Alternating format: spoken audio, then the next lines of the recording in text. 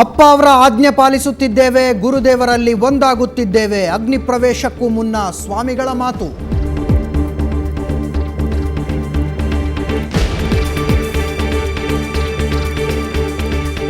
Death note ಇದ್ದ ಬ್ಯಾಗ್ನಲ್ಲೇ ಇತ್ತು video tape. 25 ನಿಮಿಷಗಳ ವಿಡಿಯೋ ಚಿತ್ರೀಕರಣ. ತನಿಖೆ ನಡೆಸುತ್ತಿದೆ ಪೊಲೀಸ್ ತಂಡ.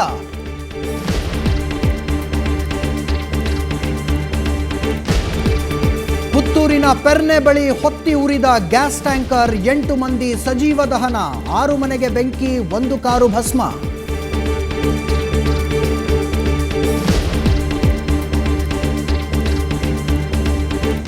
ಗೋವಾದಿಂದ ಎಲೆಕ್ಷನ್ ಎಣ್ಣೆ ಬೆಳಗಾವಿಯಲ್ಲಿ ಸಿಕ್ಕಿಬಿತ್ತು. 6 ಲಕ್ಷ ಮೌಲ್ಯದ 500 ಬಾಕ್ಸ್ ಮದ್ಯವಶ, 2 ಬಂಧನ.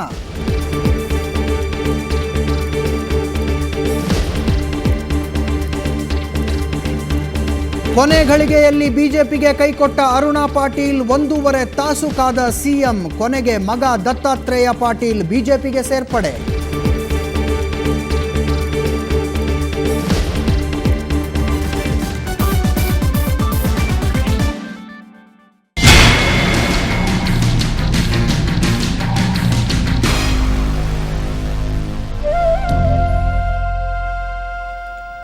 ಅಗ್ನಿ ಪ್ರವೇಶ ಎಂದರೇನು ವಿಶೇಷ ಕಾರ್ಯಕ್ರಮಕ್ಕೆ ಸ್ವಾಗತ. ಈ ಒಂದು ಚರ್ಚೆಯಲ್ಲಿ ನಾವು ಮಾತನಾಡ್ತಾ ಇದ್ವಿ ಬೀದರ್ನ ಚೌಳಿ ಮಠದಲ್ಲಿ ನಡೆದಂಥ ಬೆಳವಣಿಗೆಗಳ ಬಗ್ಗೆ. ನಿನ್ನೆ ಇಡೀ ರಾಜ್ಯವನ್ನು ಬೆಚ್ಚಿ ಬೀಳಿಸಿದಂಥ ಒಂದು ಘಟನೆ. ರಾಜ್ಯದ ಆಧ್ಯಾತ್ಮಿಕ ಇತಿಹಾಸದಲ್ಲಿ ಬಹುಶಃ ಹಿಂದ್ಯಾವತ್ತೂ ಇಂಥದ್ದೊಂದು ದುರ್ಘಟನೆ ನಡೆದಿರಲಿಲ್ಲ. 3 ಸನ್ಯಾಸಿಗಳು ಏಕಕಾಲದಲ್ಲಿ ಒಂದೇ ಚಿತೆಗೆ ಏರಿ ಆತ್ಮಾಹುತಿಯನ್ನು ಮಾಡಿಕೊಂಡ್ರು. ತಮ್ಮ ಕೃತ್ಯಕ್ಕೆ ತಾವು ಅಗ್ನಿ ಸಮಾಧಿ ಅನ್ನುವಂಥ ಹೆಸರನ್ನು ಇವರು ಕೊಟ್ಟುಕೊಂಡಿದ್ರು.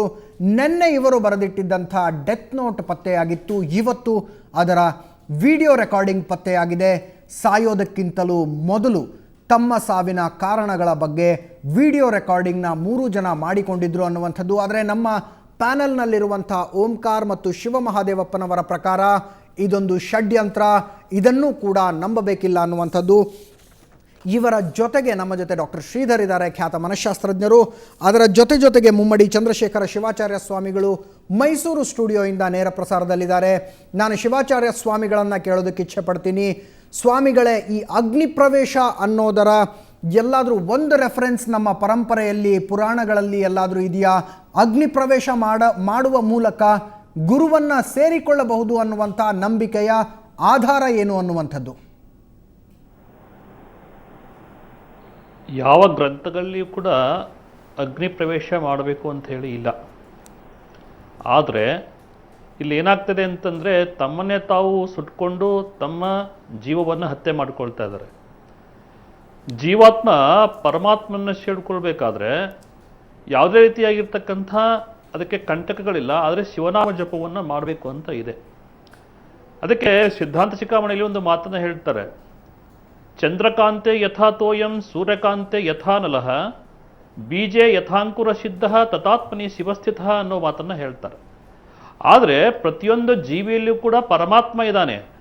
ಆದರೆ ಪರಮಾತ್ಮ ತನ್ನದೇ ಆಗಿರ್ತಕ್ಕಂಥ ಜೀವನ್ಮುಕ್ತನಾಗಬೇಕಾದ್ರೆ ಪರಮಾತ್ಮನ ಧ್ಯಾನವನ್ನು, ಪೂಜೆಯನ್ನು, ಸೇವೆಯನ್ನು ಮಾಡಬೇಕು ಅಂತ ಹೇಳಿದೆ ವಿನಃ ಅಗ್ನಿ ಪ್ರವೇಶ ಮಾಡಬೇಕು ಅಂಥೇಳಿ ಯಾವ ಪುರಾಣ, ಪುಣ್ಯಕಥೆ ಅಥವಾ ಇನ್ನಿತರೆ ಗ್ರಂಥಗಳಲ್ಲಿ ಇದನ್ನು ಉಲ್ಲೇಖ ಮಾಡಿಲ್ಲ. ಆದರೆ ಅಗ್ನಿ ಪ್ರವೇಶ ಅಂದಾಕ್ಷಣ ನಾವೆಲ್ಲರೂ ಕೂಡ ಸುಟ್ಟುಕೊಂಡು ಸಾಯಬೇಕು ಅಂತೇಳಿ ಎಲ್ಲಿ ಕೂಡ ಹೇಳಿಲ್ಲ. ಆದರೆ ಕೆಲವೊಂದು ವಿಚಾರಗಳನ್ನು ನಾವು ಮಾಡಬೇಕಾಗ್ತದೆ. ಇಲ್ಲಿ ಆ 2 ಅತಿಥಿಗಳು ಹೇಳಿದ ಹಾಗೆ ಇಲ್ಲಿ ಪೂರ್ವ ತಯಾರಿ ಏನಾದರೂ ಇದೆಯೋ ಅಂತಕ್ಕಂಥ ಸಂಶಯನೂ ಕೂಡ ಈಗೀಗ ಬರ್ತಾ ಇದೆ. ಯಾಕಂದರೆ ಅವರು ಸ್ವಾಮಿಗಳು 3 ಜನ ಸ್ವಾಮಿಗಳು ತಮ್ಮದೇ ಆಗಿರ್ತಕ್ಕಂಥ ನಿಲುವನ್ನು ವಿಡಿಯೋ ಮಾಡಿದ ಒಂದು ಚಿತ್ರಣದಲ್ಲಿ ನೋಡಿದಾಗ ಅಲ್ಲಿ ಸಂಪೂರ್ಣವಾಗಿರ್ತಕ್ಕಂಥ ಜ್ಞಾನ ಅವರಿಗಿಲ್ಲ. ಅರೇಪರೆ ಜ್ಞಾನದಲ್ಲಿ ಭಯಭೀತರಾಗಿ ಮಾತನಾಡ್ತಾ ಇರ್ತಕ್ಕಂಥ ಸ್ಥಿತಿಯನ್ನು ನಾನು ಕೂಡ ಈಗ ನೋಡಿದೆ. ಆ ಸ್ಥಿತಿಯನ್ನು ನೋಡಿದಾಗ ಅಲ್ಲೇನಾಗ್ತಿದೆ ಅಂತಂದರೆ, ಭಾವನೆಗಳ ವ್ಯತಿರಿಕ್ತವಾಗ್ತಾ ಇದೆ ವಿನಃ ಅಲ್ಲಿ ಪ್ರವೇಶ ಮಾಡಬೇಕು, ಗುರುಗಳು ಸೇರಬೇಕು ಅಂತಕ್ಕಂಥದ್ದು ಅಲ್ಲಿ ಬರೋದಿಲ್ಲ. ಇಲ್ಲೇ ಹತ್ಯೆ ಅಂತಕ್ಕಂಥದ್ದು ಬರ್ತದೆ. ತನ್ನ ಆತ್ಮವನ್ನು ತಾನೇ ನಾಶ ಮಾಡಿಕೊಳ್ತಕ್ಕಂಥ ಸ್ಥಿತಿಯನ್ನು ಅವರು ಕಂಡುಕೊಂಡಿದ್ದಾರೆ. ಇಂಥ ಸ್ಥಿತಿಯನ್ನು ನೋಡಿದರೆ ಬಹಳ ಒಂದು ದಯಾಮಯ ಅಂತಕ್ಕಂಥದ್ದು ಇಲ್ಲಿ ನಾವು ನೋಡಬೇಕಾಗ್ತದೆ. ಯಾಕೆಂದರೆ ದಯಾಮಯ ಅಂತಕ್ಕಂಥ ಭಾವನೆ ಯಾಕೆ ಬರ್ತದೆ ಅಂತಂದರೆ ಅವರು ತಮ್ಮ ಜೀವವನ್ನು ತಾವೇ ಹತ್ಯೆ ಮಾಡ್ಕೊಳ್ತಾ ಇದ್ದಾರಲ್ಲ ಅಂತಕ್ಕಂಥ ಭಾವನೆ ಬರ್ತದೆ. ಯಾವ ಸಿದ್ಧಾಂತವನ್ನಾಗಲಿ ತತ್ವವನ್ನಾಗಲಿ ಸಂಪೂರ್ಣವಾಗಿ ಜ್ಞಾನ ಮಾಡಿಕೊಂಡಾಗ ತನ್ನದೇ ಆಗಿರ್ತಕ್ಕಂಥ ಜೀವವನ್ನು ತಾನು ಮಾಡಿಕೊಳ್ಳಬಹುದು.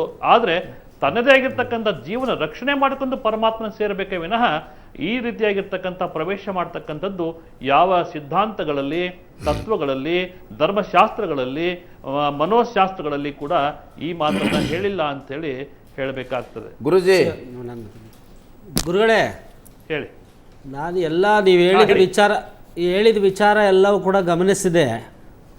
ತಾವು ಮಾತಾಡಿದಾಗ ಸಂಪೂರ್ಣವಾಗಿ ಯಾವ ಸ್ವಾಮೀಜಿಗಳು ಜೀವ ತ್ಯಾಗ ಮಾಡಬೇಕು ಅಂತ ಹೋಗ್ತಾರೆ ಅವರು ಪರಿಪೂರ್ಣರಾಗಿರೋಂಥವ್ರ ವಿಚಾರದಲ್ಲಿ ಸತ್ಯ ಇರುತ್ತೆ. ಅದು ನೀವು ಹೇಳಿದ್ದೆಲ್ಲ ಅದ್ರ ಜೊತೆಗೆ ನೀವು ಕೂಡ ಹೇಳಿದಿರಿ ಅವ್ರಿಗೆ ಇನ್ನೂ ಪೂರ್ಣ ಜ್ಞಾನ ಇಲ್ಲ ಅಂತ ಹೇಳಿದಿರಿ. ಆ ಪೂರ್ಣ ಜ್ಞಾನ ಇಲ್ಲ ಅಂತ ಅಂದ ಸಂದರ್ಭದಲ್ಲಿ ಆವಾಗ ಇವರು ಜೀವ ತ್ಯಾಗ ಮಾಡಬೇಕು, ಅಗ್ನಿ ಪ್ರವೇಶ ಮಾಡಬೇಕು ಅಂದ್ರೂ ಕೂಡ ಏನು ವಿಡಿಯೋಸ್ ಎಲ್ಲ ಕೂಡ ನೀವು ಗಮನಿಸಿದ್ದೀರಿ, ನಾವು ಗಮನಿಸಿದ್ದೀವಿ. ಮತ್ತು ನೀವು ಹೇಳಿದಿರಿ ಆ ಭಯದ ವಾತಾವರಣ ಅಲ್ಲಿ ಕಾಡ್ತಿದೆ ಅಂತ.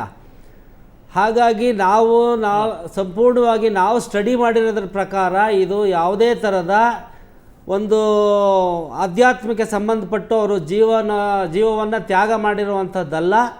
ಅಲ್ಲೇನೋ ಷಡ್ಯಂತ್ರಗಳಿಗೆ, ಹಣಕಾಸಿಗೋ ಅಥವಾ ಆಸ್ತಿ ವಿವಾದಕ್ಕೋ ಹಿನ್ನೆಲೆ ಇದ್ದುಕೊಂಡು ಆ ಭಯದಲ್ಲಿ ಒಂದು ಪ್ಲ್ಯಾನ್ಡ್ ಇದು ನಡೆದು ಇವರನ್ನು ಬಲವಂತವಾಗಿ ಟಾರ್ಚರ್ ಮಾಡಿ ಆ ಭಯದಲ್ಲಿ ಇಟ್ಟು ಇವರಿಗೆ ಆ ಸಾಕ್ಷಿಗಳನ್ನು ಏನು ಸೃಷ್ಟಿ ಮಾಡಬೇಕು ಅನ್ನೋದಕ್ಕೋಸ್ಕರ ಮಾಡಿರೋಂಥ ಷಡ್ಯಂತ್ರ ಇದು ಸಂಪೂರ್ಣವಾಗಿ ನೇರ ಗೊತ್ತಾಗ್ತಿದೆ. ಒಂದು ನೀವು ಗಮನಿಸ್ಬೇಕಲ್ಲಿ ಆ ಚಿಕ್ಕ ಸ್ವಾಮೀಜಿಗಳು ಮತ್ತು ಇನ್ನೊಬ್ರು ನೆಕ್ಸ್ಟ್ ಮಾತ್ರ ಅವ್ರು ಮಾತಾಡಬೇಕಾದ್ರೆ ಅವರು ಎಡಗಡೆ ನೋಡ್ತಾ ಇರ್ತಾರೆ, ಒಂದು ಸರಿ ಕಣ್ಣು ಎಡಗಡೆ ಹೋಗುತ್ತೆ. ಈಗ ಇವೆಲ್ಲ ಗಮನಿಸಿದಾಗ ಟೆಕ್ನಾಲಜಿ ಭಾಳ ಫಾಸ್ಟ್ ಇದೆ. ಆ ಟೆಕ್ನಾಲಜಿನೇ ಬಳಸಿ ಎದುರುಗಡೆ ಇರೋಂಥ ವ್ಯಕ್ತಿಗಳು ಯಾರು ಅವ್ರ ಕಣ್ಣಲ್ಲೇ ಬೇಕಾದ್ರೆ ಅವ್ರ ಬಿಂಬ ಸಿಗ್ಬೋದು. ಆ ಟೆಕ್ನಾಲಜಿನ ಬಳಸಿ ದೊಡ್ಡ ಮಟ್ಟದಲ್ಲಿ ತನಿಖೆ ಮಾಡಿದಾಗ ಖಂಡಿತವಾಗ್ಲೂ ಯಾರು ನಿಜವಾದ ಅಪರಾಧಿಗಳು, ಹಿಂದೆ ಇರ್ತಕ್ಕಂಥವ್ರು ಯಾರು ಅನ್ನೋದು ಬೀದಿಗೆ ಬರುತ್ತೆ. ಬದಿ ತಮ್ಮಲ್ಲಿ ಸವಿನಯ ಪ್ರಾರ್ಥನೆ ಏನು ಅಂತಂದರೆ ನಮ್ಮ ಕರ್ನಾಟಕ ರಾಜ್ಯ ವೀರಶೈವ ವೇದಿಕೆಯ ವತಿಯಿಂದ ಈ ಒಂದು ಇನ್ಸಿಡೆಂಟ್ ಏನಿದೆ ಬೀದರ್ದು, ಈ ಚೌಳಿ ಮಠದ್ದು, ಈ ವಿಚಾರದಲ್ಲಿ ಸಂಪೂರ್ಣವಾಗಿ ಸೀರಿಯಸ್ ಆಗಿ ತೊಗೊಂಡಿದ್ದೀವಿ. ನಾವೇ ತನಿಖೆ ಮಾಡುವಂಥ ಮಟ್ಟದಲ್ಲೂ ಕೂಡ ಯಾವ್ಯಾವ ಮೂಲದಿಂದ ಮಾಡಬೇಕು ಅನ್ನೋದನ್ನು ಕೂಡ ಅದು ಮಾಡ್ತಾಯಿದ್ದೀವಿ. ಅದ್ರ ಜೊತೆಗೆ ನಾವು ಇನ್ನೊಂದು ನಿಲುವೇನು ತೊಗೊಂಡಿದ್ದೀವಿ ಅಂತಂದರೆ ಕರ್ನಾಟಕ ರಾಜ್ಯದಲ್ಲಿರ್ತಕ್ಕಂಥ ಎಷ್ಟು ಮಠಮಾನ್ಯಗಳಿದೆ ಅಷ್ಟು ಮಠಮಾನ್ಯಗಳಿಗೂ ಕೂಡ ಸಣ್ಣ ಮಠಗಳಿಂದನೂ ಕೂಡ ನಾವು ಎಲ್ಲರಿಗೂ ಕೂಡ ನಾವು ಪತ್ರ ಕಳಿಸ್ಲಿಕ್ಕೆ, ಮನವಿ ಕಳಿಸ್ಲಿಕ್ಕೆ ಆಲ್ರೆಡಿ ತಯಾರಿ ನಡೀತಿದೆ. ಈಗ ಇವತ್ತು ನಾಳೆನಲ್ಲೇ ನಾವೆಲ್ಲ ಮಠಗಳಿಗೂ ಪತ್ರಗಳನ್ನು ಮನವಿ ಕಳಿಸ್ತೀವಿ. ದಯಮಾಡಿ ಸ್ಟುಡಿಯೋದಲ್ಲಿ ಸುವರ್ಣ ಚಾನಲ್ ಮುಖಾಂತರ ಕರ್ನಾಟಕ ರಾಜ್ಯದ ಸಣ್ಣದರಿಂದ ದೊಡ್ಡ ಮಟ್ಟದ ಮಠಾಧೀಶರುಗಳಿಗೂ ಕೂಡ ನಾನು ಸವಿನಯ ಪ್ರಾರ್ಥನೆಯನ್ನು ಮಾಡ್ತೀನಿ. ಒಂದು ದಿನ ಪ್ರೋಗ್ರಾಮ್ನ ಫಿಕ್ಸ್ ಮಾಡಿ ರಾಜ್ಯದ ಎಲ್ಲ ಮಠಾಧೀಶರು ಕೂಡ ನಮ್ಮ ಸಂಘಟನೆಯೂ ಇರ್ತದೆ, ಇತರೆ ಸಂಘಟನೆಗಳ ಒಟ್ಟಿಗೆ ಹೋಗಿ ನಾವು ಅಲ್ಲಿ ಬೀದರ್ನಲ್ಲಿ ಠಿಕಾಣಿ ಹೂಡಬೇಕು, ಅಲ್ಲಿ ಏನಾಗಿದೆ ಅಂತ ಪತ್ತೆ ಹಚ್ಚಬೇಕು. ಕೆಲಸ ಆಗಲಿಲ್ಲ ಒಂದು ವಿಸ್ತೃತವಾದ ತನಿಖೆ ನಡಿಬೇಕು ಅನ್ನುವಂಥದ್ದು, ವಿಸ್ತೃತವಾದ ತನಿಖೆ ನಡಿಬೇಕು ಅನ್ನುವಂಥದ್ದು ನಿಮ್ಮ ಆಗ್ರಹ. ಓಂಕಾರ ಅವರೇ, ತಾವೇನು ಸ್ವಾಮಿಗಳನ್ನ ಏನು ಕೇಳಕ್ಕೆ ಇಷ್ಟಪಡ್ತೀರಿ?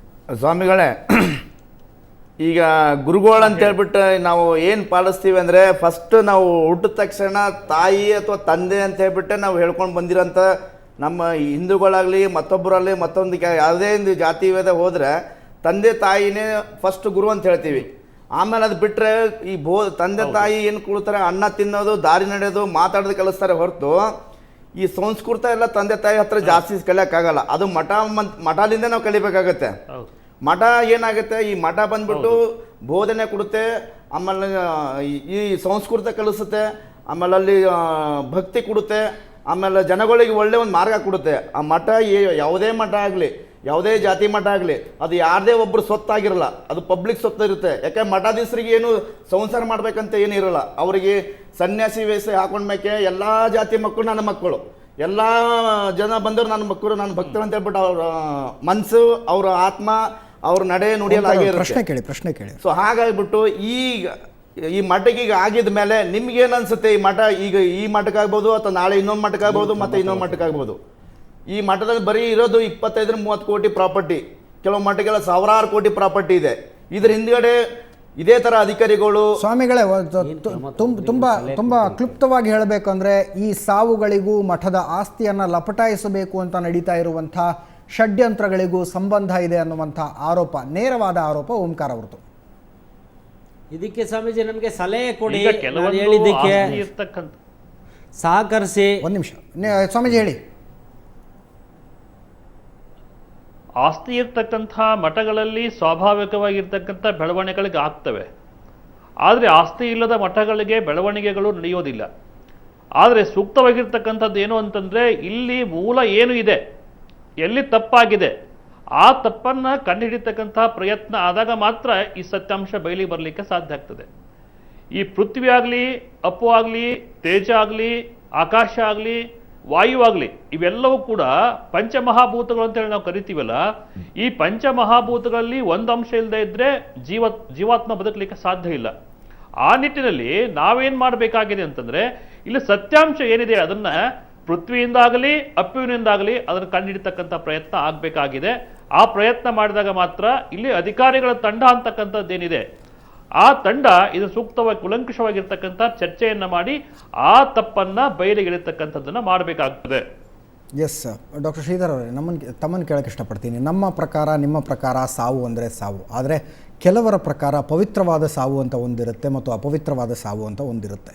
ದುರ್ಘಟನೆಯಲ್ಲಿ ಸತ್ತರೆ ಅದು ಕೆಟ್ಟ ಸಾವು, ಯಾವುದೋ ಒಂದು ಪವಿತ್ರ ದಿನದಂದು ಸತ್ತರೆ ಅದು ಒಳ್ಳೆಯ ಸಾವು ಅನ್ನುವಂಥದ್ದು, ಯಾವುದೋ ಒಂದು ಪವಿತ್ರ ಜಾಗದಲ್ಲಿ ಸತ್ತರೆ ಅದು ಒಳ್ಳೆಯ ಸಾವು ಅನ್ನುವಂಥದ್ದು, ಅದು ನಿಜಕ್ಕೂ ಬಹಳ ಆಳವಾಗಿ ಬೇರೂರಿರುವಂಥ ನಂಬಿಕೆನಾ ಅಂತ? ಹೌದು, ಇದು ಅಜಿತ್, ಮಕ್ಕಳ ಬೆಳವಣಿಗೆಯ ಸಮಯದಲ್ಲೇ ಅನೇಕ ರೀತಿಯ ಆಧ್ಯಾತ್ಮಕ್ಕೆ ಸಂಬಂಧಪಟ್ಟ ವಿಷಯಗಳನ್ನು ಹೆಚ್ಚಿನ ಸಮಯದಲ್ಲಿ ಭಾವುಕತನದಿಂದನೇ ಮಕ್ಕಳ ಮನಸ್ಸಿಗೆ ತರ್ತಾರೆ. ಅಲ್ಲಿ ಭಕ್ತಿಗಿಂತ ಹೆಚ್ಚಾಗಿ ನೀವು ಈ ಮಾತು ಹೇಳಿದ್ರಿ ಅನ್ನೋದಕ್ಕಾಗಿ ನಾನು ಪ್ರಣವ ಸ್ವಾಮಿಗಳು ಏನು 16 ವರ್ಷದವ್ರು ಸೂಸೈಡ್ ಮಾಡ್ಕೊಂಡ್ರು, ಅವ್ರದ್ದು ಒಂದು ಕೇಸ್ ಸ್ಟಡಿ ಕೂಡ ತಗೋಬೋದು ನೀವು. ತಂದೆ ತಾಯಿ ಮಠದ ಭಕ್ತರಾಗಿದ್ದರು, ಪ್ರತಿದಿನ ನಸುಕಿನ 5 ಗಂಟೆಯಿಂದ 9:30ವರೆಗೂ ಅವರ ಕೆಲಸ ಏನಿದ್ರು ಮಠದಲ್ಲೇ ಪೂಜೆ ಪುನಸ್ಕಾರಗಳು, ಜೊತೆಗೆ ಮಗನನ್ನು ಕರೆದುಕೊಂಡು ಹೋಗ್ತಾ ಇದ್ರು. ಮಗ ಏಕಾಏಕಿ ನಾನು ಸನ್ಯಾಸಿ ಆಗಿಬಿಡ್ತೀನಿ ಅನ್ನುವಂಥ ನಿರ್ಧಾರವನ್ನು ಪ್ರಕಟಿಸ್ತಾ. ಏಕಾಏಕಿ ನಾನು ಮಠಕ್ಕೆ ಸೇರಬೇಕು ಅನ್ನುವಂಥ ನಿರ್ಧಾರ, ನಂತರ ನನಗೆ ದೀಕ್ಷೆ ಕೊಡಿ ಅನ್ನುವಂಥ ಮಾತನ್ನು ಇತ್ತೀಚೆಗೆ ಓಂಕಾರ ಅವರು ಹೋದಾಗ, ನೀನು ಯಾಕೆ ಇಂಥದ್ದೊಂದು ಜೀವನ ಕಳೀಬೇಕು, ನೀನೊಬ್ಬ ಒಂದು ಲೌಕಿಕ ಜಗತ್ತಿನಲ್ಲಿ ಒಬ್ಬ ಒಳ್ಳೆ ಅಧಿಕಾರಿಯಾಗಿ ಒಳ್ಳೆ ಓದನ್ನು ಮಾಡು ಅಂದರೆ ಮಠಕ್ಕೆ ಬಂದಿದ್ದೀರಿ, ಪೂಜೆ ಮಾಡ್ಕೊಂಡು ವಾಪಸ್ ಹೋಗಿ ಅಂಥ ವಿಷಯ ಎಲ್ಲ ನನ್ನ ಹತ್ರ ಮಾತಾಡಬೇಡಿ ಅನ್ನುವಂಥ ಮಾತನ್ನು ಹೇಳಿದ್ರಂತೆ. ಅದು ಅಲ್ಲದೆ ಈಗ ದೊಡ್ಡ ಸ್ವಾಮಿಗಳು ಏನಿದ್ರು, ಇನ್ನು ಅವರು ದೇಹ ಬಿಡೋಕ್ಕಿಂತ ಮುಂಚೆ ನಾನು ಪರ್ಸನಲಾಗಿ ಅವ್ರಿಗೆ ಹೋಗಿ ಮಾತಾಡಿದ್ದೀನಿ. ಅಪ್ಪವರೇ ನಿಮ್ಗೆ ಏನು ಯಾಕೆ ಈ ಥರ, ಏನು ಯಾಕೆ ಒಂಥರ ಮೌನವಾಗಿರ್ತೀರ, ಒಂಥರ ಟೆನ್ಷನ್ ಥರ ಇರ್ತೀರ, ಮೊದಲಿನ ಥರ ಇರಲ್ಲ, ಜನಗಳಿಗೆ ದರ್ಶನ ಕೊಡಲ್ಲ, ನಿಮ್ಮ ಪ್ರವಚನ ಎಲ್ಲ ಕರೆಕ್ಟಾಗಿ ಬರ್ತಾಯಿಲ್ಲ ಅಂದ್ರೆ ಅದು ತುಂಬ ಆಳವಾದ ಸಂಕಷ್ಟ ನೋವು ನನ್ನ ಆತ್ಮದವರೆಗೂ ತಲುಪಿದೆ. ಅದನ್ನು ನಾನು ಹೇಳೋಕ್ಕಾಗಲ್ಲ, ನಾನು ಟೈಮ್ ಬಂದಾಗ ಹೇಳ್ತೀನಿ ನಿನಗೆ ಅಂತ ಹೇಳ್ಬಿಟ್ಟು ಆ ಮಾತು ಹೇಳಿದರು ನನಗೆ ಅವರು. ಎಸ್, ಆಧ್ಯಾತ್ಮದಲ್ಲಿ ಕೂಡ ಯಾವ ಪುರುಷಾರ್ಥ ಸಾಧನೆ ನಾನು ಮಾಡಿದಾಗ ಆಯಿತು ಅನ್ನುವಂಥದ್ದು ಬಹುಶಃ ಕೊನೆಗಾಲದಲ್ಲಿ ಅವರಿಗೆ ಬಂದಂಥ ಪ್ರಶ್ನೆ ಇರಬೇಕು. ಡಾಕ್ಟರ್ ಶ್ರೀಧರ್ ಅವರೇ, ನಾನು ನಿಮ್ಮಿಂದ ಉತ್ತರ ಪಡೆಯೋದಕ್ಕೆ ಬಯಸ್ತೀನಿ. ನಿಜಕ್ಕೂ ಪವಿತ್ರ ಸಾವು ಅಪವಿತ್ರ ಸಾವುಗಳ ಬಗ್ಗೆ ನಂಬಿಕೆ ಹೇಗಿದೆ? ಬೆಂಕಿಯನ್ನು ಪ್ರವೇಶಿಸಿ ಸಾವನ್ನಪ್ಪಿದ್ರೆ ಗುರುವನ್ನು ತಲುಪಬಹುದು ಅನ್ನುವಂಥ ನಂಬಿಕೆ ಎಷ್ಟು ಆಳವಾಗಿ ಬೇರೂರಿದೆ? ಇದ್ರ ಬಗ್ಗೆ ನಾನು ಚರ್ಚೆನ ಮುಂದುವರಿಸ್ತೀನಿ. ಅದಕ್ಕಿಂತ ಮುಂಚೆ ಒಂದು ಸಣ್ಣ ಬ್ರೇಕ್.